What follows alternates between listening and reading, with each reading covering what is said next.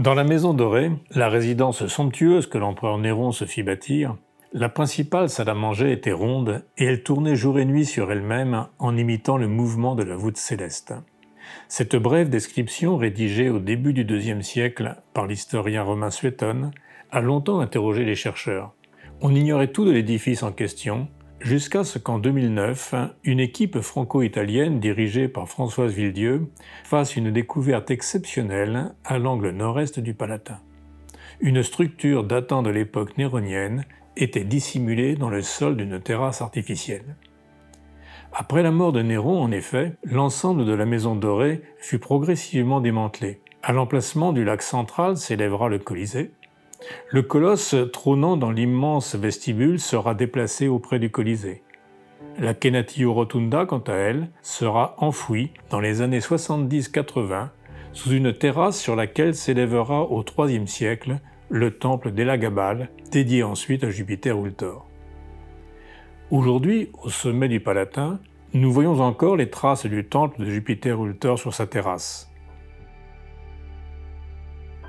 Voici une proposition de restitution du complexe au IIIe siècle après Jésus-Christ.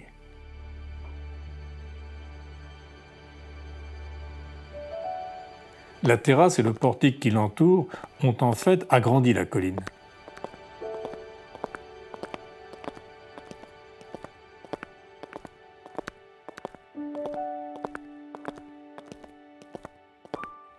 À l'époque de Néron, nous étions ici, sur la pente de la colline, et la Kenatio Rotunda s'élevait à son pied. Le cylindre marque le sommet de l'élévation de la construction néronienne. Sa base se trouvait presque 30 mètres plus bas. Quand on regarde la face nord du Palatin aujourd'hui, il faut faire abstraction des puissants soutènements construits par les empereurs qui ont succédé à Néron pour imaginer l'aspect de la colline à l'époque de ce dernier. La Kenatio Rotunda se dressait alors sur les pentes de la colline.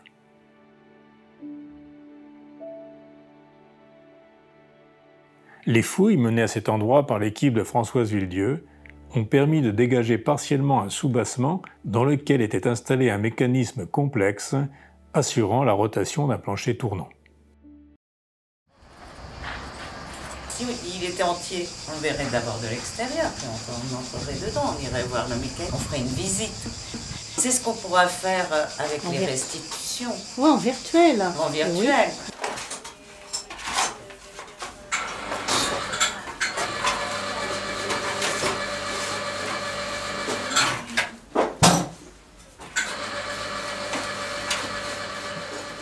Actuellement, on ne peut pas le faire parce qu'il y a des manques.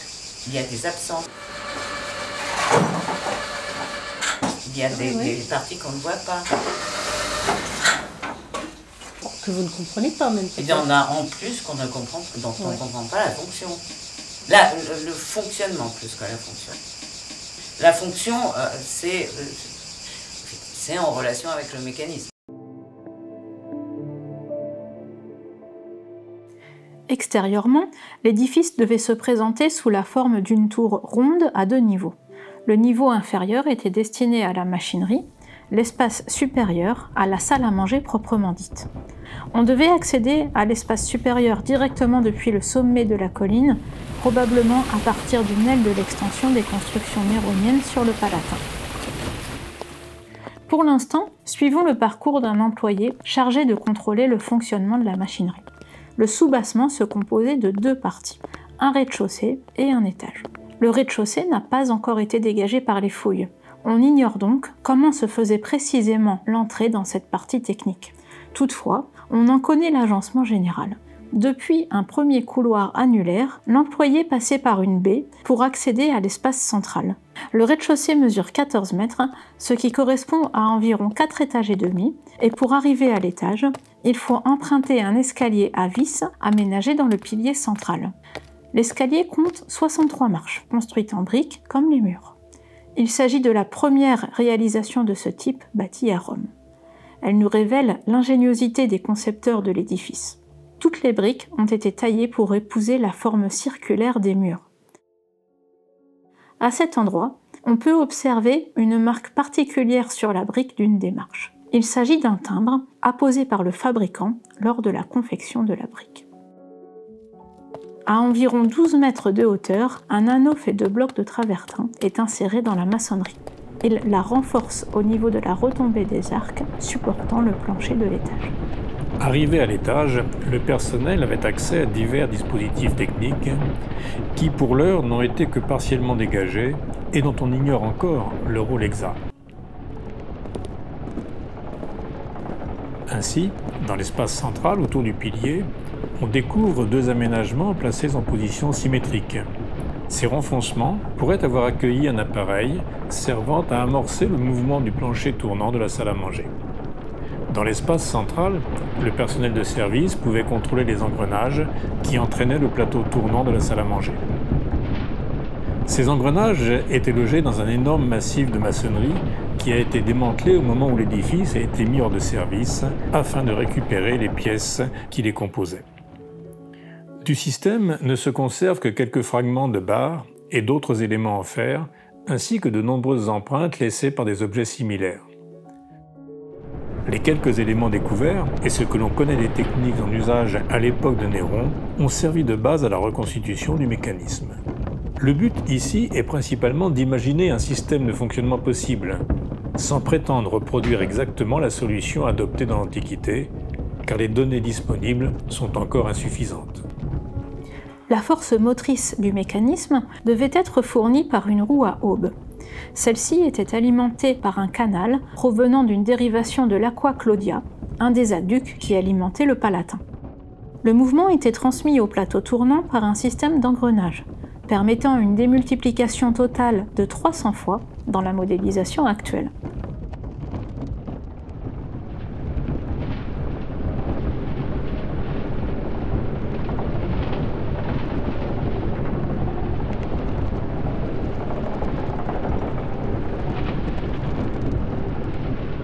Les calculs réalisés avec ce mécanisme montrent que la salle à manger pouvait faire un tour complet en 1 heure ou 2.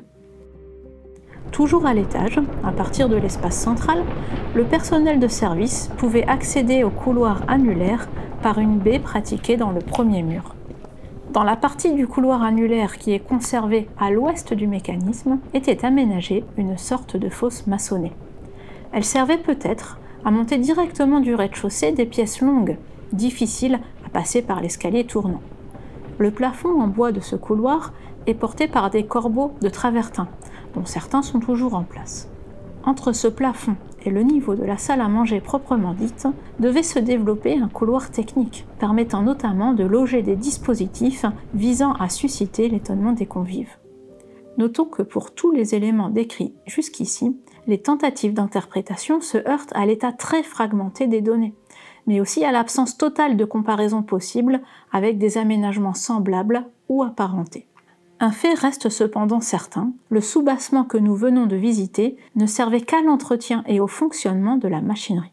Aucune communication n'était prévue avec l'étage supérieur, celui de la salle à manger.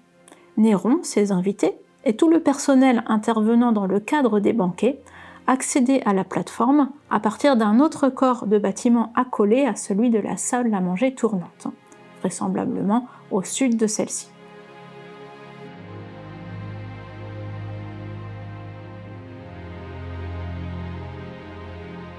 Le corps supérieur du bâtiment a été entièrement démantelé dans les années 70-80 du 1er siècle de notre ère. Il n'en reste que quelques traces au sommet du soubassement. Ces traces sont toutefois extrêmement significatives car elles révèlent la présence d'un premier pavement fixe au-dessus duquel peut être restitué le pavement tournant. En effet, dans la maçonnerie sont attestés 2 types de creusements, dont l'un, placé au centre exact du bâtiment, pourrait avoir servi à ancrer dans la maçonnerie la base d'un pivot, tandis que les autres ont servi à loger des sphères. Ces sphères, ou galets, ancêtres de nos roulements à billes, sont connus par des exemplaires retrouvés dans le lac de Nemi, en Italie. Elles servaient à équilibrer le plancher mobile auquel nous proposons de restituer un diamètre de 12 mètres. Dans le même temps, elles facilitaient sa rotation, engendrée par le mécanisme hydraulique installé dans le niveau inférieur. Le sol de l'étage supérieur était doublement étonnant.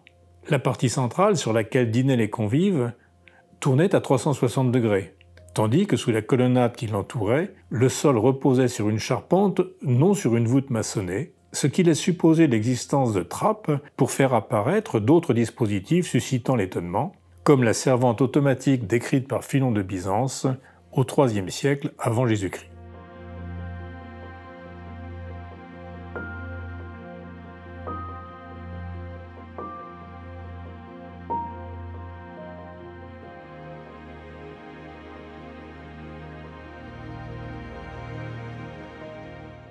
L'automate décrit par Philon de Byzance était un robot qui servait du vin mélangé à de l'eau aux invités.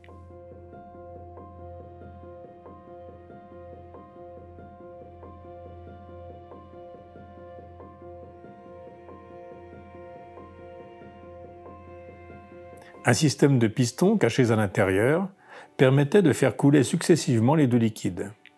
L'ingénieur Héron d'Alexandrie, contemporain de Néron, décrit des dispositifs analogues. Installés dans cette salle à manger, Néron et ses invités voyaient défiler sous leurs yeux tout le centre de Rome. La vue couvrait sur 360 degrés le Caelius, un espace en grande partie occupé par la Maison Dorée, la Velia, l'Esquilin, le Forum, le Capitole et le sommet du Palatin.